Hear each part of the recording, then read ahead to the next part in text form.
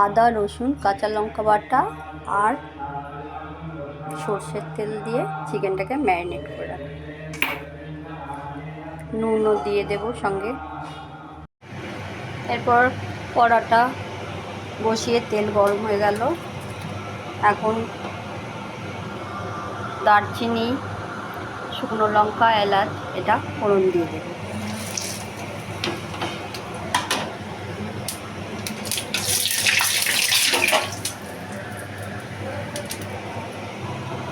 এটা ফোড়নটা ভাজা হয়ে গেছে। এবার কুচানো পেঁয়াজ দিয়ে দেব।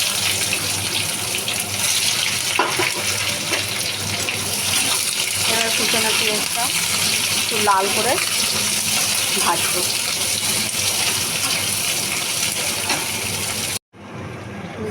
ম্যারিনেট করা চিকেনটা এই ভাজা পেঁয়াজের উপরে দিয়ে দিলাম।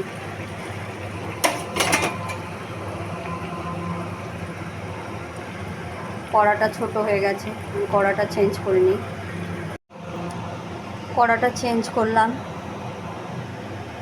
ওটাতে হচ্ছিল না।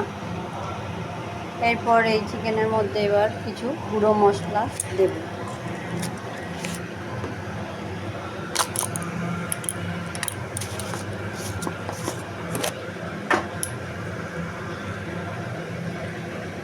একটু জিরের গুঁড়ো,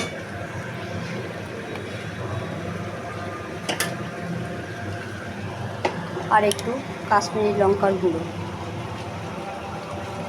দিয়ে কষাতে থাকবো। এর মধ্যে কাজু বাদাম, কিশমিশ আর দইটা দিয়ে দিলাম, দিয়ে এরপর ভালো করে কষাবো।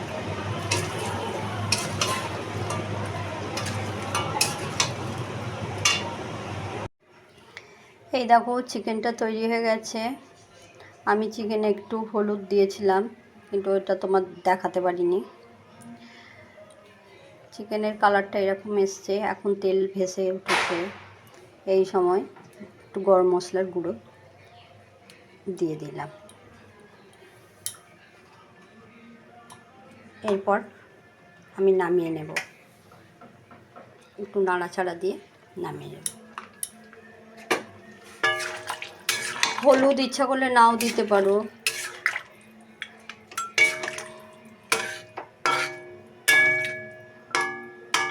দই মাংসে হলুদ দেয় না, তবু আমি দিয়েছি, সবাই পছন্দ করে সেই জন্য।